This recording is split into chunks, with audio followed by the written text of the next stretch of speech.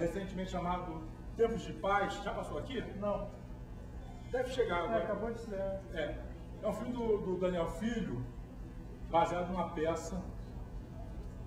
E ele faz o filme com os mesmos atores, o Tony Ramos e o Daniel Schubach. O filme não é ruim. Eu até recomendo que vocês vejam o filme. Não é ruim. Mas o problema do filme é justamente isso. Quando ele só se realiza quando ele vira teatro. O que ele fez? Ele pegou a adaptação, a peça toda passada num interrogatório, né? Entre o personagem do Tony Ramos, que é um policial, interrogando o personagem do Dan, que é um imigrante e tal, que tenta se explicar por que quer entrar no Brasil. E o que fez o Daniel na adaptação? Ele começou a trazer coisas para fora desse ambiente para tentar criar justamente essa ilusão cinematográfica de que não é uma peça de teatro. Só que, traição das traições, o filme só se realiza quando vira teatro. Depois que você passa e perde esses 10 minutinhos de coisas desinteressantes e entra no assunto, o filme fica ótimo. É um filme teatral? É. Mas tudo bem. Sabe? O problema é achar que o erro do filme, para mim, foi isso. Ele não acreditou suficientemente na peça e quis criar uma respirada cinematográfica. Só que eu acho que é bobagem, porque o que é bacana no filme é você ver aqueles dois atores contracenando, dialogando e disputando, né, através da palavra, da emoção.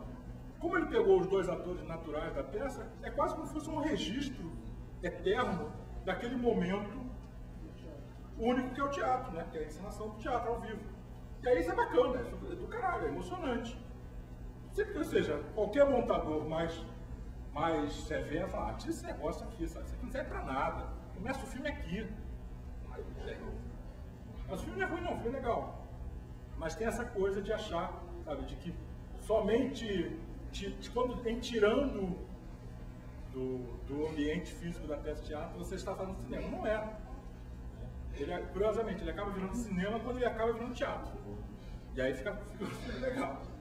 Mas essa da época do romance, você pega o romance ele é escrito de uma forma onde o tempo, a imagem, o assunto é trabalhado com uma lógica diferente da percepção que você tem de um filme. Por exemplo, os romances clássicos, né, do século passado, século XIX, todas as grandes narrativas elas começam do geral, né? Primeiro mostram o cenário, campo, cidade, o mar, aí depois chegam no barco, na fazenda, na casa ou na fábrica, finalmente chegam no quarto, ou no camarote, ou sei lá, na fazenda lá, no palco, né, que é estábulo, finalmente chega no cavalo, finalmente chega no marinheiro, finalmente chega no casal. Ele faz como se fosse um zoom do largo, né, do plano geral, para o plano próximo. Essa é a abordagem do romance clássico. Você vai introduzindo o ambiente, depois o cenário, finalmente o personagem.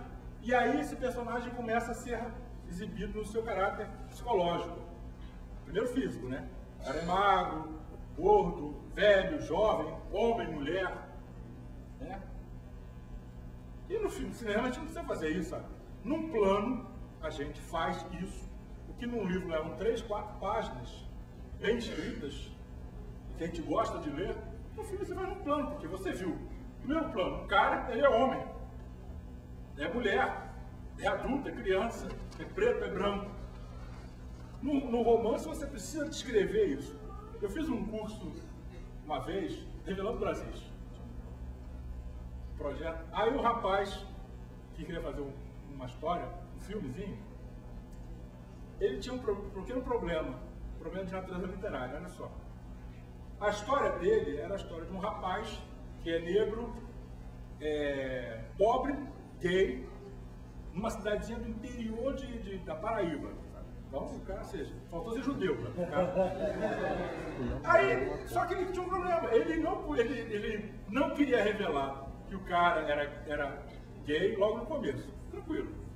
Ele não queria revelar que o cara era preto, logo no começo. Impossível, meu amigo. Impossível, porque preto você não pode fingir. O cara você vai mostrar o cara, vai ser a mão dele, é preta. Mas o cara vai usar luva, não vai. Vai ficar vestido todo, não vai, ridículo. Mesmo que fosse um cavaleiro lá, todo encorado, né, com a roupa de couro, vai ter cara.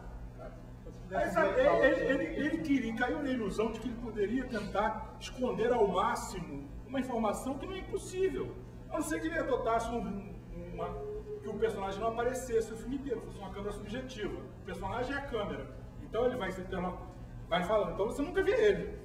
Mas aí, pô, não tinha nada a ver com a história que ele estava contando, com a história onde o cara transa, onde o cara está descobrindo coisas, sabe? Coisas físicas. Então as coisas, de certa forma, tem que ter contato físico, né?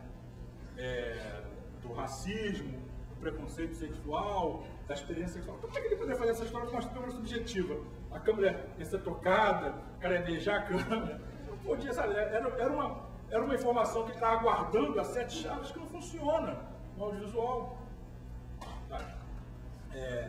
Porque por causa de uma coisa simples. No livro, eu posso revelar que o personagem é negro, ou que o personagem é mulher, ou que o personagem é criança ou velho, na última página. Isto ser uma grande surpresa. No cinema, eu não posso fazer isso. Não por tanto tempo. Eu posso ficar segurando quem é o assassino, né? Eu posso ficar segurando essa informação e revelar no momento que me aprover, mas não posso ficar também segurando isso demasiadamente, porque também só revelar que o assassino que narra o filme inteiro aparece no último plano do filme, eu não vou sentir medo desse cara. Tem um filme famoso que eu recomendo a vocês, baixe na internet, se não tiver em locador aqui, chamado M, o Vampiro do Düsseldorf, Fritz Lang, filme de 1933. Esse filme é o pai do cinema de suspense, do cinema de serial killer, do cinema de ação, do policial psicológico, do drama psicológico policial. E ele tem essa questão, ele é a história de um assassino real, né, um cara que matava crianças, e ele quer a primeira coisa que ele faz, ele leva meia hora para apresentar o personagem. A gente ouve falar sobre esse personagem, a gente vê as vítimas desse personagem, você vê esse personagem atrás de sombras.